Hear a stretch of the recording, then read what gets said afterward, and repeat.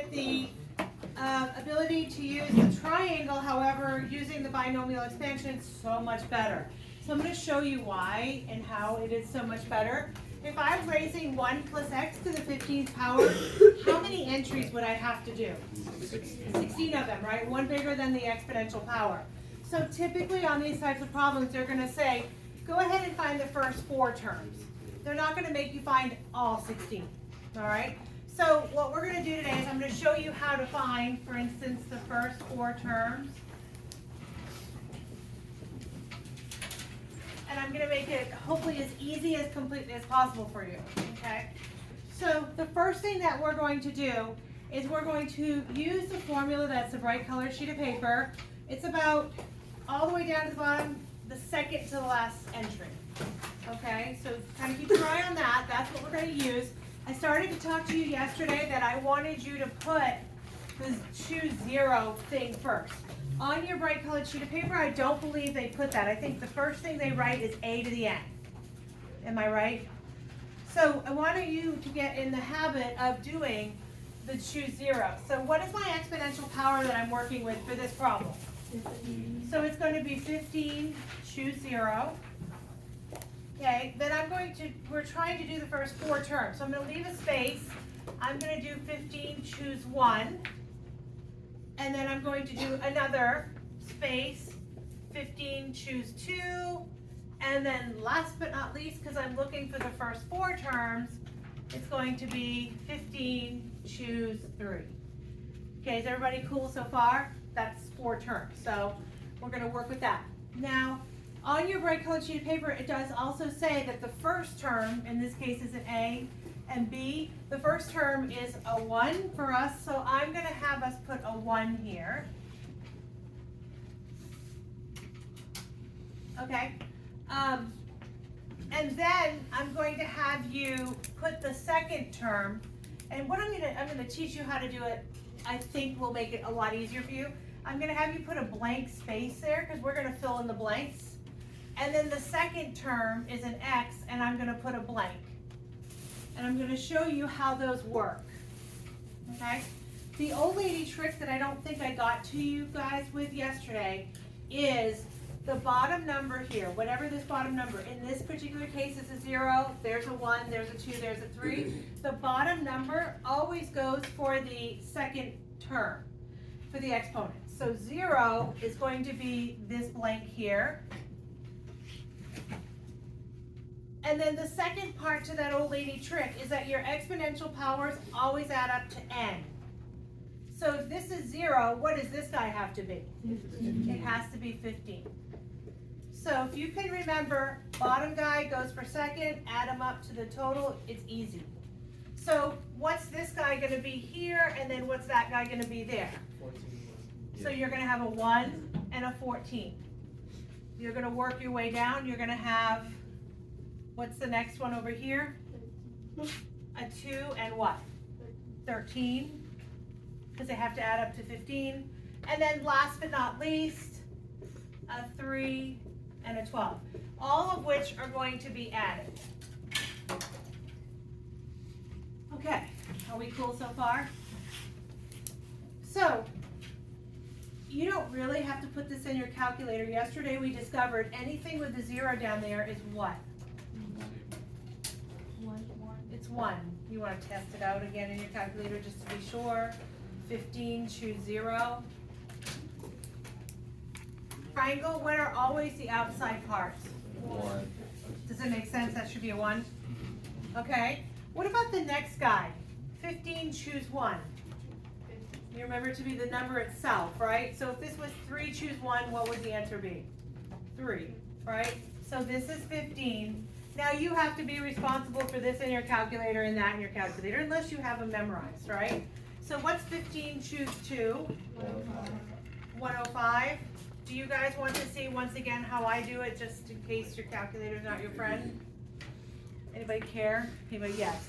So 15, choose 2 is going to be 15 over 2, and then subtract the 2 numbers, so 13. So I look at it this way.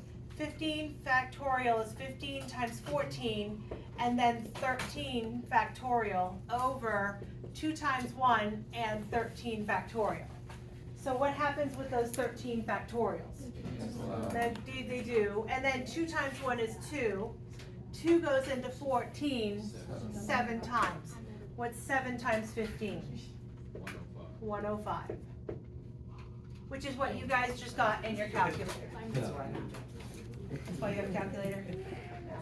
All right, what's 15 choose 3? 455. Okay. Are we feeling okay? Okay, 1 to any power is 1. Anything to the 0 power is 1. I knew you had it. 1 to the 14th power is 1. X to the first power is x. 1 to the 13th power is 1. And then x squared. 1 to the 12th power is 1x cubed. Now you just got to clean it up. You got to multiply each of your individual pieces. 1 times 1 times 1 is 1. 15 times 1 times x is 15x. Good job. 105 times 1 times x squared. 105 squared. 455 times 1 times x cubed. 455 cubed. Yep. And those are your first 4 terms. It's literally just that. Literally just that. Think so far. Good? Awesome. Let's do another. See this, it looks horrible, but Don't you think this is so much easier than Pascal? yes. I think so as well. It looks scary though at first. It does, right? Okay, so we're going to find again the first 4 terms. So the first 4 terms. I'll work with you on this one just to make sure we're cool. What's my number up here that I start with? 10. Choose what for the first guy? 0 always. Move on down. 10 choose 1. Move on down. 10 choose 2. And then last but not least, 10 choose 3. Are we good? My first entry is what? A number 2. So it's going to be 2 to a power. And then what's my next entry? And I'm going to suggest you put that negative 3x in parentheses. Okay? That's really important because that sign has to go for the ride. So we're going to do that here. So does anybody remember the first part of the old lady trick? What do I put where? Go ahead. Put the 0 over the negative 3x. Exactly. So this becomes a 0. Beautiful. And then That becomes 10. that becomes a 10. Perfect. All right. The next guy, 2 to a power, negative 3x to a power. What do we get? The negative 3x has what to a power? What power? 1. 1. And then my exponential power for 2? 9. Absolutely, because 9 plus 1 is 10. Did you get to see the picture? You did? All right. 2 to a power, negative 3x to a power. So what's the next guy going to be? The thing over the 3? 2. And then this guy? 8. And then last but not least,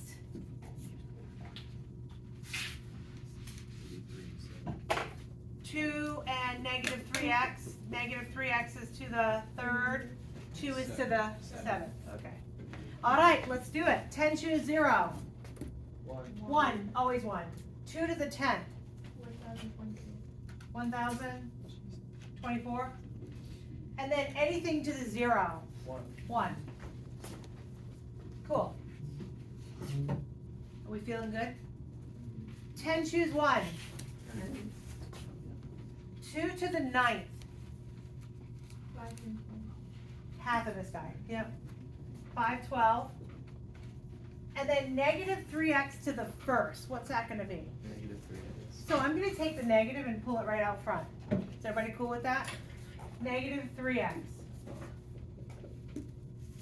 Okay. The next guy. 10 choose 2. 45. Is it 45? Sweet. 2 to the 8th. 256. Negative 3x squared. 9x squared. So it's positive, so I'm gonna put a positive there. And then last but not least, 10 choose 3. 120. 120. Is it 120? Yeah.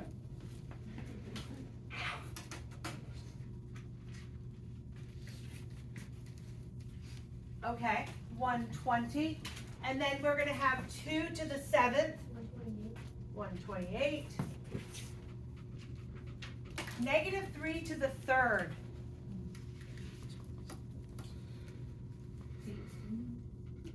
Negative 27. Negative 27. Negative 27. The 3 to the 3rd is 27. So negative 27x cubed. And now what do you have to do with these puppies? Clean her up. So we have 10, 24, and then whatever 10 times 5, 12 times 3 is.